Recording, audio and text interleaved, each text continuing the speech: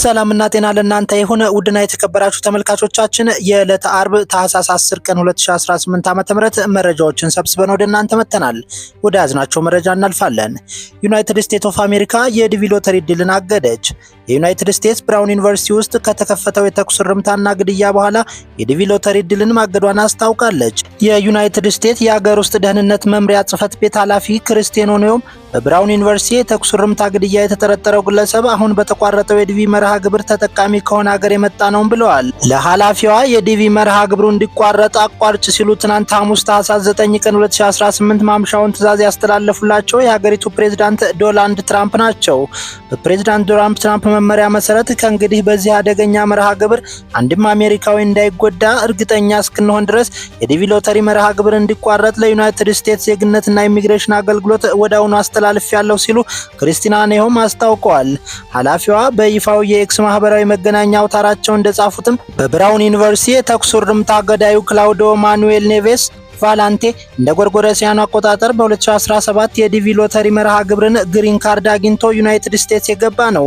የዲቪ ሎተሪ መርሃ ግብሩ በየዓመቱ 50 ሺህ ፍልሰተኞችን ወደ ዩናይትድ ስቴትስ እንዲገቡ የሚያስችል እድል እንደነበረም ተገልጿል። በዚህ እድል በርካታ ኢትዮጵያውያንም ተጠቃሚ እንደሆኑ የሚታወስ ነው። ክላውዲዮ ማኑኤልም በዚህ መርሃ ግብር ከፖርቹጋል ወደ ዩናይትድ ስቴትስ ኦፍ አሜሪካ የገባ እንደሆነም ታውቋል። የአሜሪካ ባለስልጣናት ተጠርጣሪው 48 ዓመቱ ክላውዲዮ ኔቬስ ቫላንቴ በዚህ ሳምንት መጀመሪያ ላይ የማሳቹሴት ቴክኖሎጂ ተቋም ፕሮፌሰር ኑኖ ሎሮንንም ገድሏል ብለው እንደሚያምኑም ተናግረዋል።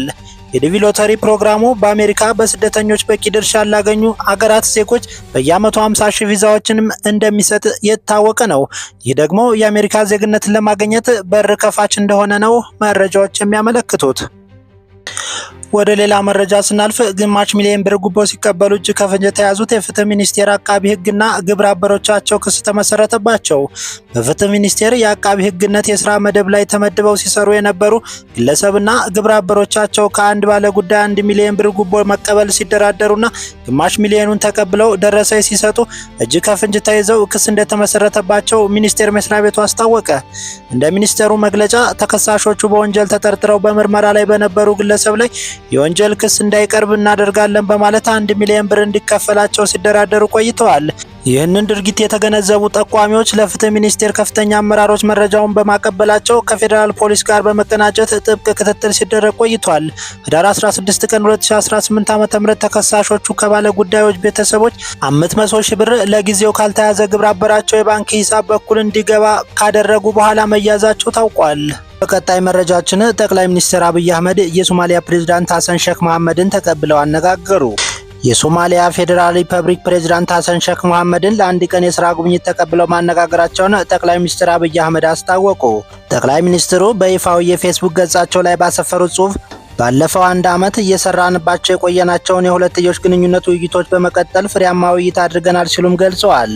በተጨማሪም ውይይቱ የወል የቅድሚያ ጉዳዮቻችን ለመከወን ብሎም ለጠንካራ ግንኙነት፣ ቀጠናዊ መረጋጋትና ልማትን ያለንን ቁርጠኝነት በድጋሚ ያጸና ነበርም ብለዋል። ጠቅላይ ሚኒስትር አብይ አህመድ ይህንን የገለጹት የሶማሊያ የውጭ ጉዳይና ዓለም አቀፍ ትብብር ሚኒስቴር አብዱሰላም አብዳሊ በሶማሊያ የኢትዮጵያ አምባሳደር ሱሌማን ደደፎ ጋር በሞቃዲሾ ተገናኝተው መወያየታቸውን ተከትሎ ነው።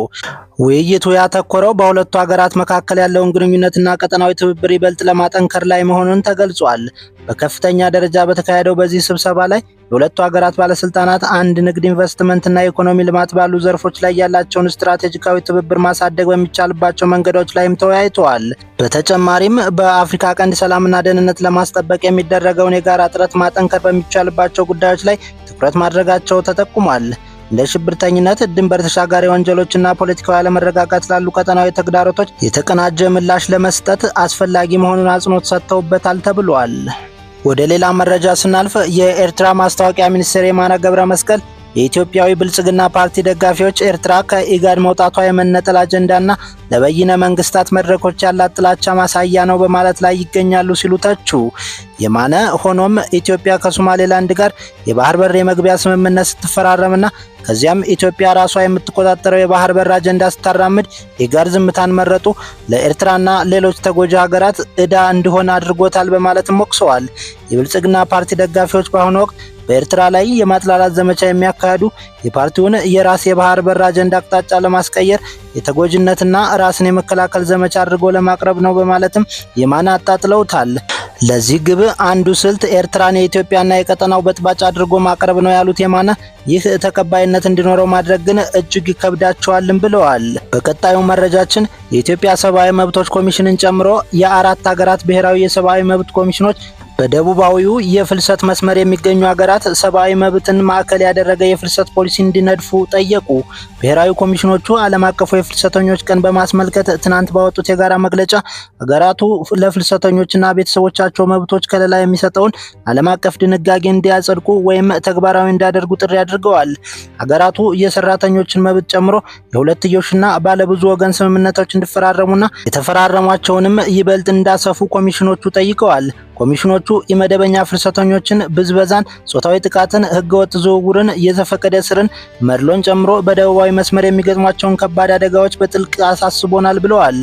በርካታ ኢትዮጵያውያን ፍልሰተኞች በኬንያና ታንዛኒያ በኩል አቋርጠው ወደ ደቡብ አፍሪካ ይጓዛሉ።